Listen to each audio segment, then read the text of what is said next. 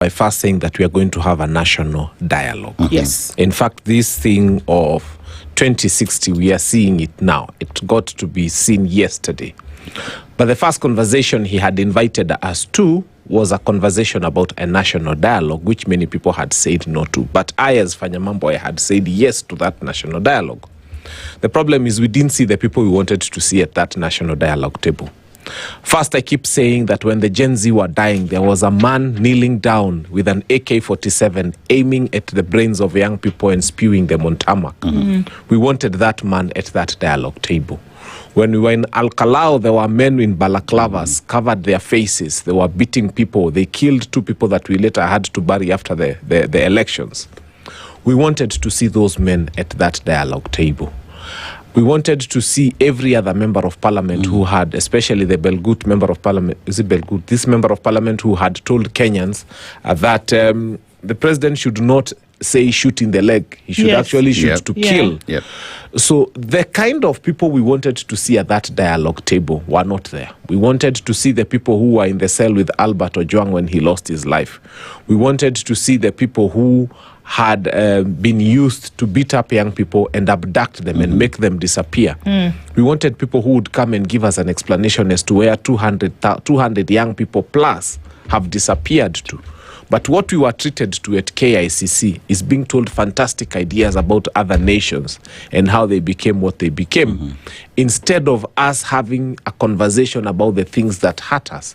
You can't wake up one morning, beat up your wife and children, and then tomorrow you tell them, now I'm thinking of taking us and moving us to Karen in the next 5 years. The conversation we should be having is how I'm going to move you to Karen in the next 5 years. But your wife is hurting, your children are hurting. Uliwapiga ukiwa mlevi usiku. You've done atrocious things to your family. Then you're telling them, in the next 5 years, we are all going to be living in Karen. Tutatoka hapa Mukuru Kayaba, tutaenda kuishi Karen. But you don't want to have a conversation about the uncomfortable things that your family is telling you. And that is what was happening at KICC. He keeps mentioning Singapore and telling us about Singapore, but he doesn't mention those things that make Singapore Singapore.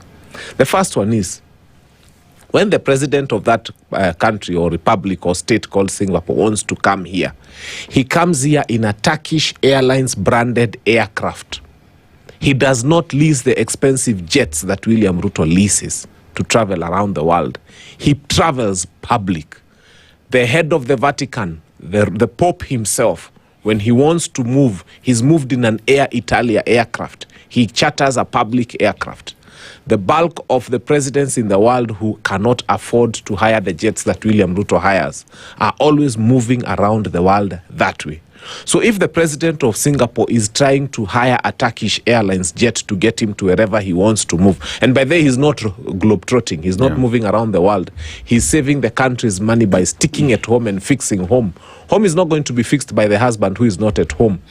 So these things we saw this is a fanfare that was existing at KICC, so that we can sell to people some fantastic idea. And that's what people who have failed do. When you wake up and tell hustlers, nitawatoa bottom, niwapeleke up, nitafanya serikali na mama mboga, nitafanya... When you cannot deliver on the promise of mama mboga, how can you deliver Singapore to us? I think even as we talk about the Singapore,